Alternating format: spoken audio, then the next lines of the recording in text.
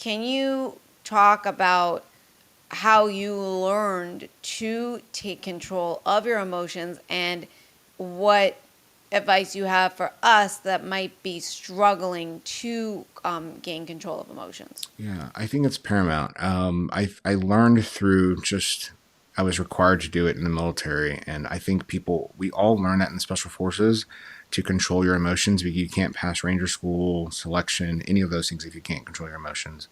So we learn it through some of the stressors that we go through. But I think some people forget how to control your emotions, and so after a 20-year career, you've had to both be violent, you had to be an ambassador, you've had to serve, you had to be a teacher, all of these things. But somehow, some of the anger and violence kind of comes to the surface because we've been in it, engaged in it for so long.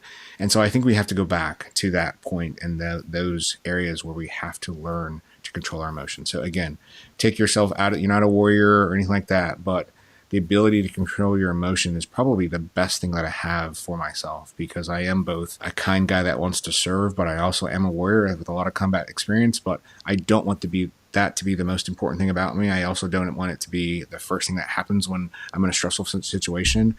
I'm hoping it's the calmness that kind of comes to the surface rather than always going to force and violence and things like that. I think at this point, the hope for me is always that anger and violence used to serve me well in the military. You had to do it; it's a part of your job. But I think I want to be in the point where it no longer serves us. And so I think with people trying to achieve that calmness, I think it's a day-to-day thing, and I think the biggest thing is awareness.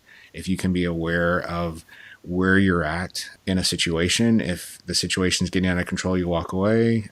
If you feel afraid, then you just go back and get to the drawing board and kind of figure out what you can do, what reps you can do to delete that fear and so forth. Let's talk about, well, actually, I want to talk this. You mentioned in the book there were some evolutions where your hands are tied, your feet are tied, you had to do some bobbing, and the thing was is that you couldn't, like the slightest panic can rip the restraints, right, that are around you. And you talked about how that is a failure, all that stuff. Now, how do you, and you also mentioned like you just had to stay present. You couldn't think about the next thing or the next 12 minutes or the 5 minutes, you just had to be present in the moment.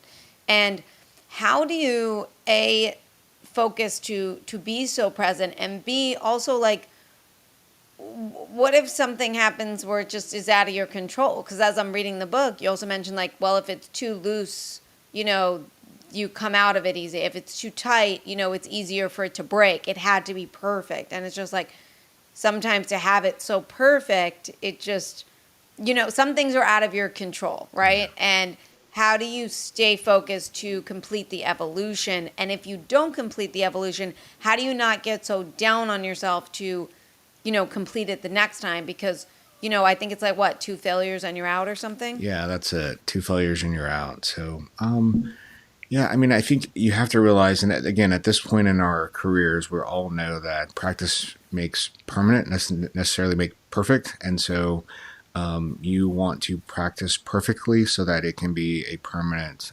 part of you, that perfection. And then I think you have to expect those negative times where things aren't perfect, and just Right. expect those and go with the flow. But I think you also said it best, is staying in the moment. The pool portion of dive school is 4 hours a day. And they smoke you before you're in the pool and before every iteration. And so you're in the pool for 4 hours. And so if you're in a little 5-minute exercise and you're still thinking, man, I still have 3 hours left of this, you're never going to make it. And I think the people that don't make it aren't people that necessarily can't pass. They're just people that have made up in their mind, like, hey, this isn't worth it to me. I value breathing on the surface, and I'll take that walk, gladly take that walk. I want to make it clear, like, there's nothing special about me. There's nothing. I think when we start to think that people are special, it devalues them, right? In some sense. And so, I think that it devalues them because of the work that they put in. So if I said, hey, like, I was born special, I was born to swim and things like that, then it devalues really the hard work that I put in. And anyone else. And I think when I was in my career, I often, and I learned this from a mentor, I didn't wear a lot of my badges and stuff like that. I just had my name tape and the minimum amount of patches that I was supposed to wear, because people would see me and they would just see my awards and it's just like, oh yeah, that guy's he made it, right? He's that guy. He's good. But they didn't see the failure. They didn't see the hard work. They didn't see the determination and all of the resilience that I had to have to prevail. And so I would rather have those conversations one-on-one rather than people seeing me in my uniform and just thinking that I bought those pens or I was magically gifted in those realms.